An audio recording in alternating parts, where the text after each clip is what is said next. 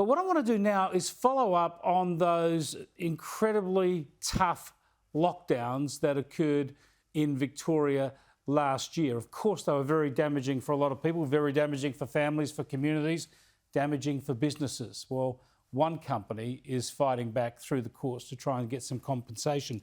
Jim Penman joins me now. He's the founder of Jim's Mowing. We all know the franchise company around the country. Thanks for joining us, Jim. Tell us about the legal action you're taking. It's on behalf of one franchisee in particular, but of course it will be emblematic, open the floodgates for a lot of others if it's successful.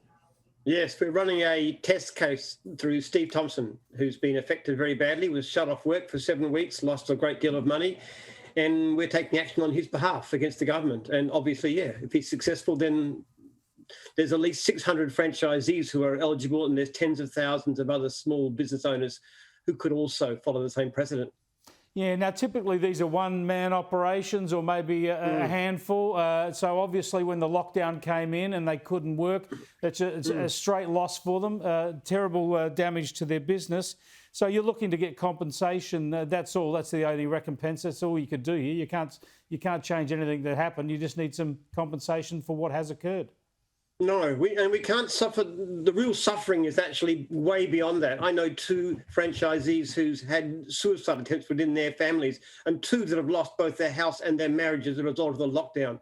The actual consequences were terrible. But the thing that really annoys me is we've been very supportive of the government in all kinds of areas, vaccinations, masks, anything, okay? But what they did to small operators was unnecessary because the Department of Health and Human Services' own guidelines specifically said that a sole operator working alone is safe, is not a danger of infection. And then the Premier goes at a news conference and puts his boot through it.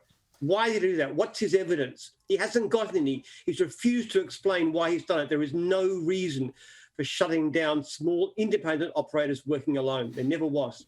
Well, that's exactly the point, Jim, and that's why I want to follow this up. That's why it's important, because we've got to make sure governments are more sensible in the future. Everybody knows that there needed to be some restrictions, especially in Victoria when they were losing control of the virus. But they used such blunt instruments, and that did so much damage. You have typically blokes turn up to mow people's lawns. They're on their own. There's no need for any physical contact with anyone, presumably. No. Even for payment, you would do that. You can do that without physical contact. So there is absolutely zero medical risk here to destroy these people's businesses. Yeah, that's right. And it was particularly crazy because council workers were working in groups doing the same jobs. Why were they allowed? What's the difference? What's the justification? We should... By doing things that are unnecessary and that are not helpful to public health, you undermine faith in the system. We should all support all reasonable measures, and we have done that from the beginning. But for the future, it's a very important precedent that when we suffer, there must be a reason for it. They shouldn't just be done for political purposes. Yeah, absolutely spot on. Now, I presume you have asked for, and in this legal process, you would also try and ask for, any specific medical advice to the government that actually suggested shutting down these businesses was required.